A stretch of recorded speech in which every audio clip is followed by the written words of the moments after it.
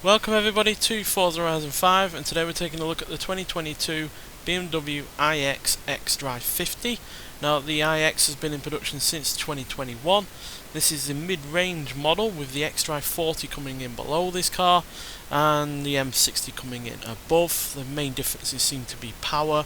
The XDrive50 has less than 400 horsepower, I think it's about 322 or something like that. Then the M60 has well over 600. This is a bespoke electric drivetrain and an aluminium space frame with carbon fibre reinforced plastic used for both the side frame, the rain channels, the roof frame and the rear window aperture to help keep weight down, because electric vehicles do typically weigh more than their combustion engine counterparts. But it doesn't seem to have worked that much, as it does weigh 5,534 pounds, but still probably lighter than it would have been otherwise. And aluminium has been used in other parts of the car as well to also keep her weight down. Suspension wise, it's got double wishbones at the front and multi-link rear suspension at the rear obviously, and yeah, it's also a reasonably practical car, as you can see in terms of the interior. Decent amount of rear legroom there. Obviously, with the advantages of electric vehicle, one of the advantages with electric vehicles is a flat floor, because you've got no train tunnel or anything like that going through the centre of the car. So yeah, it's got a flat floor and it's used it mostly well. Plenty of screens as per usual with electric vehicles, and most of them buttons seem to be behind those screens, which is never a good thing as far as I'm concerned, because yeah, you can never find what you want when driving, which can prove to be a bit of a distraction. It's got a 500 litre space boot as well, as you can see, so plenty of room there.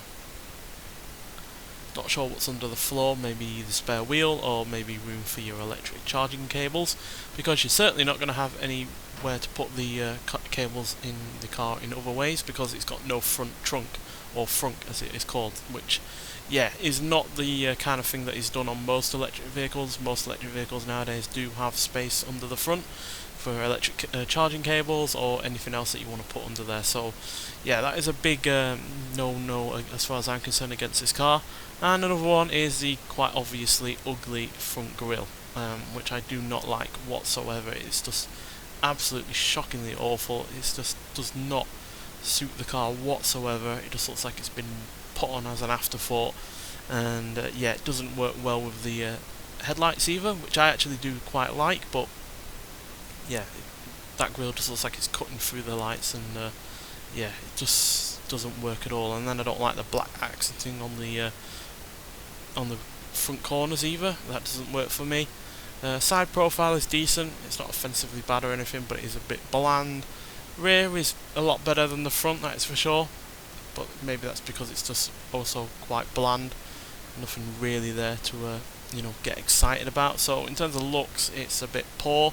Practicality is also quite poor because of the lack of a front trunk, and yeah, it's hardly a lightweight either, but it does have plenty of power. 516 horsepower and 564 pound-feet of torque with its two electric motors that are powered by a 71 kilowatt-hour series of batteries. So fair decent amount of power, but like I said, the M60 has more than 600 horsepower. I think it's got like 610. So yeah, if you want actual power and speed and acceleration, then probably go for that car. But at the end of the day, they still look as awful as each other, and yeah, that is a big no-no as far as I'm concerned, because yeah, EVs are hard enough to sell as they are, never mind when they look as controversial as this. So yeah, but nonetheless, let's get out onto the open road and see what this car can do. Right, so here we are at the drag strip, so let's see how quick we can go before we hit the speed camera. We will probably top out of its top speed, because electric vehicles typically don't have high top speeds, and yeah, then we'll get it round the track. So yeah, we are likely to hit the top speed, so let's see if that's the case. It's fairly sharpish for a car of this kind of weight, when you consider it doesn't have the greatest amount of horsepower for an electric vehicle. Yep, just about topped out there. At 124 miles an hour, so yeah, that is pretty much its top speed.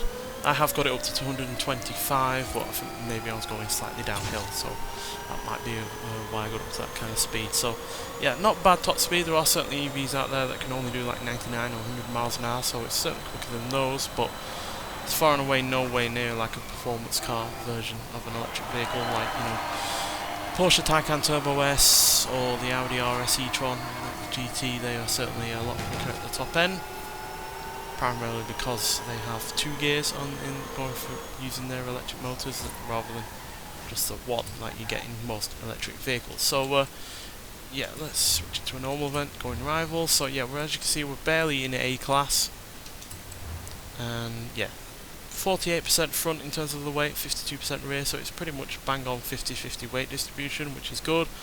Acceleration, launch are fairly solid, top speed is decent, but yeah, the handling and braking leaves a lot to be desired as far as I'm concerned. So yeah, let's see what it is like on a track where we can really see what the handling and braking is like. You would think the brakes would be better given the amount of weight that this car has going for it. It's certainly one of the heavier BMWs that we've ever had on this game. But yeah, let's see what it sounds like first, and then we'll talk about it some more.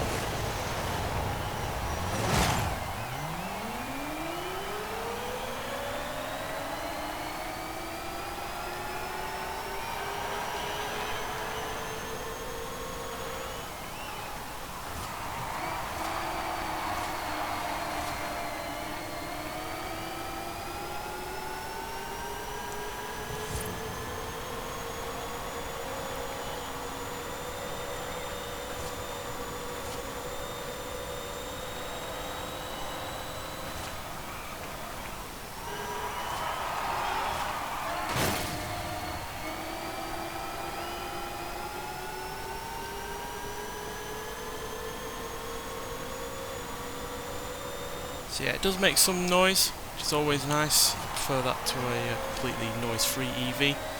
But yeah, as you can see, it's not the you know, more sporty kind of cars. As you saw there, I clipped the wall, slightly damaging the rear end of the car. But yeah, it's not a sporty car whatsoever. It's got a fair bit of understeer at times. Yeah, there are sometimes when it's oversteers without you really expecting it.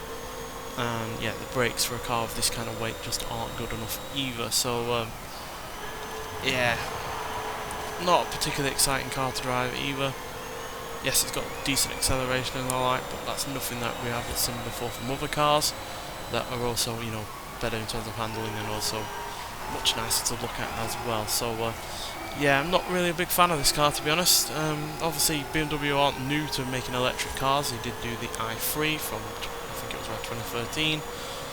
Now granted, that was hardly a speed machine, and I certainly doubt it was all that great to drive, but yeah, it was at least a good looking car. It at least was small and practical for a car of its size, whereas this, yeah, it's not particularly fun to drive. Yes, it's quick in a straight line, but neither is it good to look at.